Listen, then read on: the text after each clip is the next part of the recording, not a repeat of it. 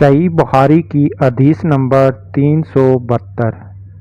حضرت محمد صلی اللہ علیہ وآلہ وسلم فجر کی نماز پڑھتے اور آپ صلی اللہ علیہ وآلہ وسلم کے ساتھ نماز میں کئی مسلمان عورتیں اپنی چادر اوڑھے ہوئے شریک نماز ہوتی، پھر اپنے گھروں کو واپس چلی جاتی تھی۔ اس وقت انہیں کوئی پہچان نہیں سکتا تھا۔ دوبارہ سنیں۔ صحیح بخاری کی حدیث نمبر 374۔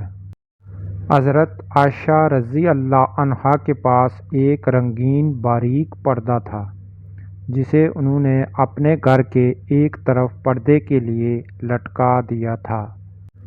حضرت محمد صلی اللہ علیہ وآلہ وسلم نے فرمایا کہ میرے سامنے سے اپنا یہ پردہ ہٹا دو، کیونکہ اس پر نقش شدہ تصویریں برابر میری نماز میں خلل انداز ہوتی رہی ہیں۔